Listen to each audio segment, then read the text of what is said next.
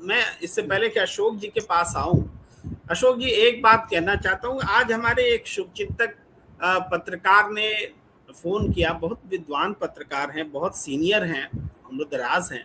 उन्होंने कहा कि प्रेम जी मैं आपसे एक पूछना चाहता हूं बात, मुझे शर्म आ रही है पूछने में, लेकिन थोड़ा जरूरी है, इसलिए मुझे क्षमा कर दीजिए मगर पूछने दीजिए। तो मैंने कहा ऐसा क्यों कह रहे हैं, पूछिए ना जो पूछना चाहते हैं। फिर उन्होंने कहा कि साउथ में एक व्यक्ति हैं जो कन्नड़ में और इंग्लिश में डिजिटल प्लेटफॉर्म चलाया करते थे और अभी अध्यापन का कार्य कर रहे हैं, उन्होंने छोड़ दिया। और उनकी एक एक्सपीरियंसेस है सोशल मीडिया को लेकर के, उस हिसाब से ये है कि इस देश में जो दलित और पिछड़ा वर्ग का व्यक्ति अगर प्रोग्रेसिव बात करता है तो उसको डिजिटली बढ़ने नहीं दिया जाता है, उसको रिस्ट्रिक्ट किया जाता है, उसको रोका जाता है, ये बात कही गई। तो आप बताइए कि आप किस जाति से हैं, मुझसे उन्होंने पूछा। तो मुझे ठीक नहीं लगता कि मैं प्लेटफॉर्म पर बोलूं, लेकिन मैंने कहा कि हाँ, दलित और पिछड़े से मैं नहीं हूं, मैं सवर्ण से हूं। जाति भी मैंने बता दी उनको। लेकिन एक बात समझिए, सवर्ण होने के बावजूद मेरी जो आवाज रही है वो हमेशा जो दबे कुचले लोग हैं, जो सत्ता की मुख्य धारा से दूर हैं, उनके लिए मैं बोलता रहा। तो इसलिए बहुत लोगों को गलतफहमी रहती है कि मैं इस जाति से हूं कि उस जाति से हूं। दरअसल मैं किसी जाति से नहीं हूं, मेरा अपना ये है, मैं बढ़ा के नहीं बोल रहा हूं, लेकिन ये मेरी स्थिति है, पूरा जीवन मेरा इसी तरीके से गुजरा है।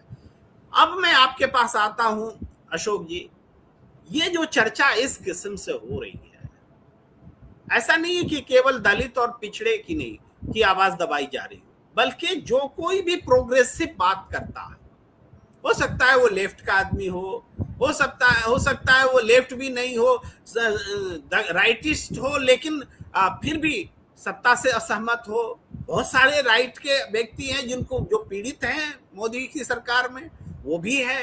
तो लेफ्ट राइट का तो सवाल ही नहीं है। जो इस सरकार से असहमत है वो हर उस असहमति की आवाज को बढ़ाने नहीं दे रही है। मूल बात तो यहाँ है। जी अशोक जी।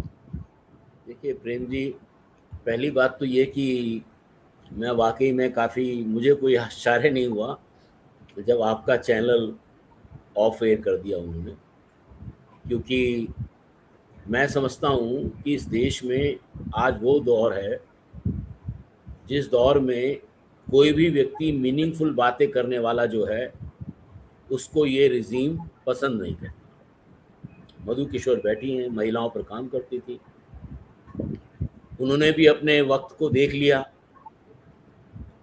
और उस हिंदू धर्म के सारे जो नशे की शराब थी वो भी पीकर उन्होंने देख ली।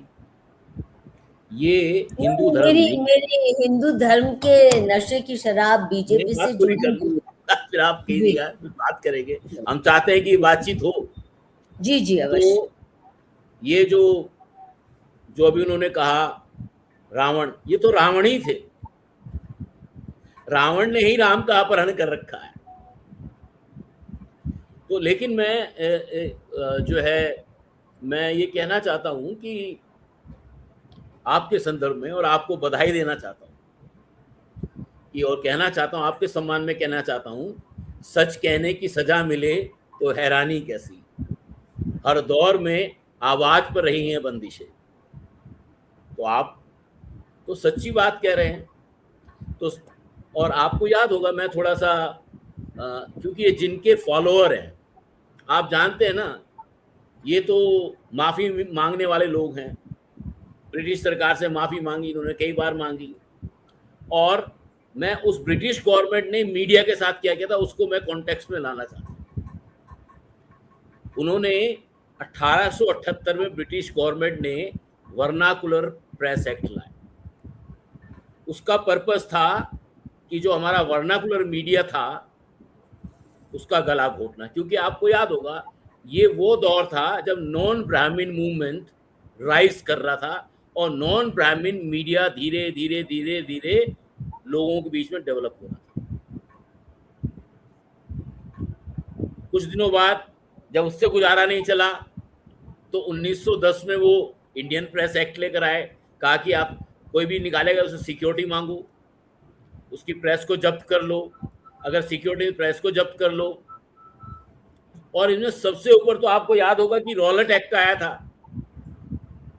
फिर उन्होंने रॉलेट एक्ट के तहत मीडिया को दबाना शुरू किया, बिना जमानत के सब चीजें करनी शुरू की। तो ये जो सरकार है ये उन्हीं के पद चिन्हों पर चलने वाली सरकार है, और जो उनके पद चिन्हों पर चलेगा वो मीडिया को भी दबाएगा, वो आजादी को भी दबाएगा, वो स्वतंत्र आवाज को भी दबाएगा। लेकिन उनको ये समझना चाहिए कि कलम को बांधोगे तो तूफान लिखे जाएंगे, हर बंदिश के नए अरमान लिखे जाएंगे। ये बात जो है सरकार को समझना चाहिए। कितने लोगों की जुबान पे ताला लगाएंगे? आपको याद होगा अंग्रेजों की जब आजाद भारत में जो सरकारें बनी, उन्होंने भी बार बार मीडिया को बंदिश करने की कोशिश की। आपातकाल में भी मीडिया बंदिश किया गया, डिफेमेशन बिल भी लाया गया। तो सरकारों का चरित्र है मीडिया पर बंदिशें लगाना, और मीडिया का चरित्र है उन बंदिशों के खिलाफ लड़ाई लड़ना, उन बंदिशों को तोड़ना, उन बंदिशों के खिलाफ सरेंडर ना करना। ये मैं समझता हूं। और आपने जो किया है, मैं